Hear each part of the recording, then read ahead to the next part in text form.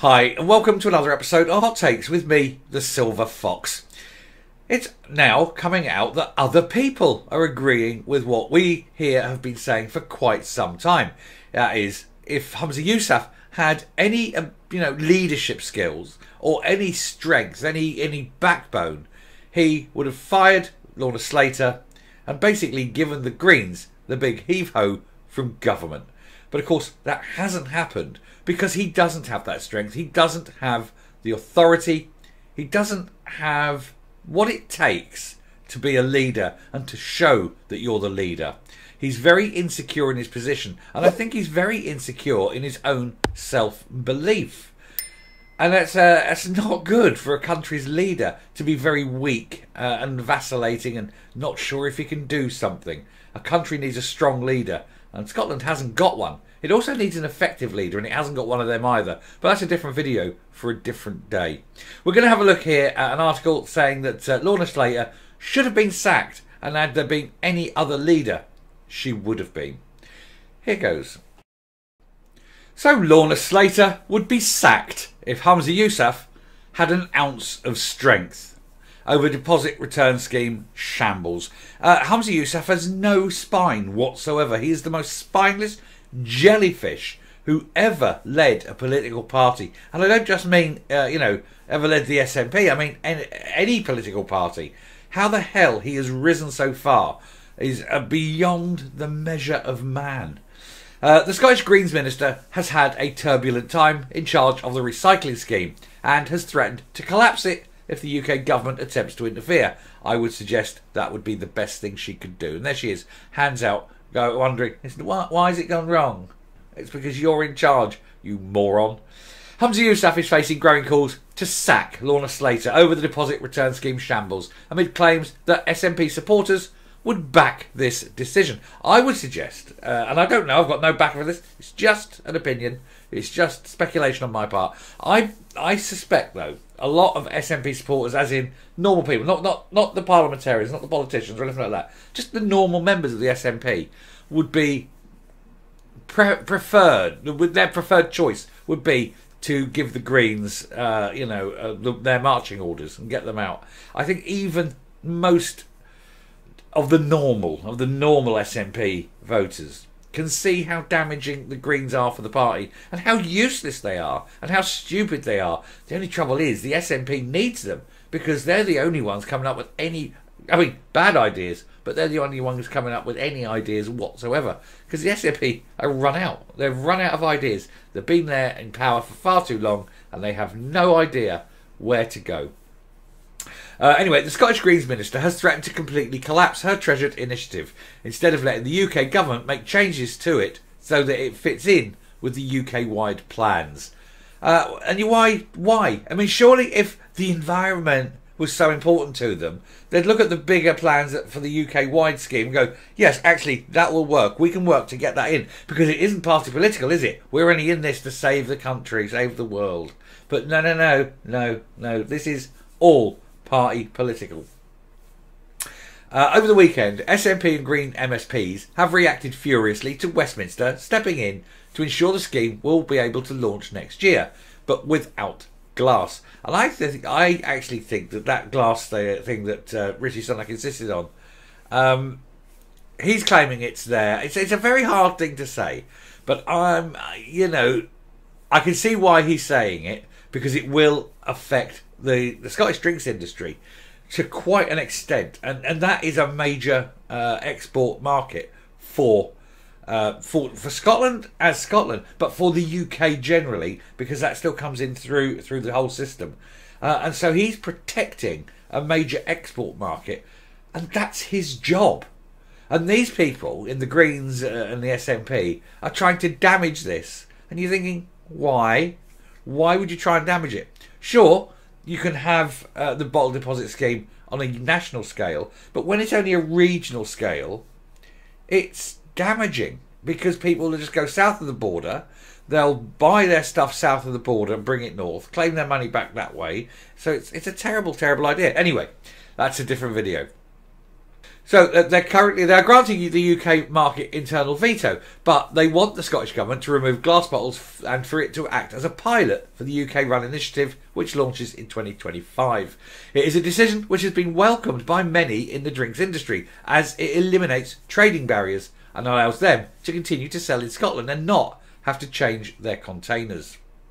But with Miss Slater being infuriated by this and her already shambolic handling of the project, it has led to calls for her to be finally sacked as the minister in charge of it. And it would be, I think it'd be wonderful to acknowledge, and she must go. Eventually, she must go. But from my point of view, she's brilliant. She is absolutely brilliant. We need to keep her here as long as possible. She creates so many new stories because every time she opens her mouth, the stupid pours forth like tea from an urn. Nationalist political commentator Ian McWhirter has now written about the situation and urged the new First Minister to finally establish some sort of leadership and put pressure on the Scottish Greens to axe their co-leader from her role as Minister for Circular Economy. He even claimed some SNP members would back this decision. I suspect a lot of SNP members would back this decision. He said in the Times, given the abject confusion, expense and uncertainty surrounding the scheme managed by the dazed and confused Circular Economy Minister Lorna Slater, the only sensible way forward surely is to align with the UK plan for single-use containers, due to come in on stream in 2025. Of course it is. It's from day one that was the only thing you could possibly do. And as for dazed and confused, she's so low IQ, she hasn't got a clue what she's talking about. Her scheme was boycotted by thousands of small businesses, he went on to say, that ignored the March registration deadline. Retailers want her to accept the new deal. However, Slater is predictably furious because it's her idea, stamps feet. For the second time in a week, she's threatened to collapse the entire scheme if she doesn't get her way.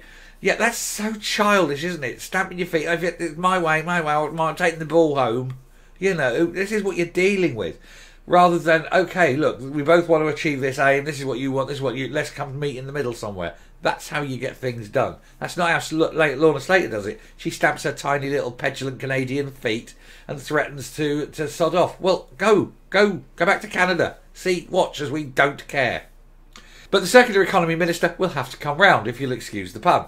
The Green Party's insistence on including bottles seems to be based on the notion that lots of unemployed people would go around the parks and laybys of Scotland picking up stray bottles in order to collect the cash, because she's liking it to the United States, and it's nothing like that. A kind of universal bottle income, he's saying. But this is not only demeaning the welfare image, it is also environmentally damaging. It requires consumers to drive their bottles by car to a recycling centre instead of just leaving them on the doorstep or in the bottle bin down the street. Anyway, he says, if the Nationalists can't handle a bottle return scheme competently, how on earth could they run an independent country? Yousaf should cut his losses, accept reality and use this policy disaster to put pressure on his partners to sack Slater and to remind the Green Party who is in charge. SNP members, fed up with the green tail wagging the little yellow dog, would back him to the hilt. Opposition parties have previously called on Miss Slater to be sacked, including Scottish Labour, but her role impinges on the Butte House Agreement and could explode if that happens. And it would be marvellous to watch. It really would. This would be another set of videos just on the implosion of the Butte House Agreement with the Greens and the SNP. It would just be delicious. It really would. Anyway, let's hope that somehow sense descends and visits where it's never visited before, the inner workings of Humza Yousaf's mind, and that he does take this opportunity to cut her loose, basically. And there we go. And I shall come up and round off. In any other field, in any other business, Slater would have been out the door. You can fail. People don't mind mistakes. But failure to acknowledge mistakes, failure to work to correct them, would see you booted out.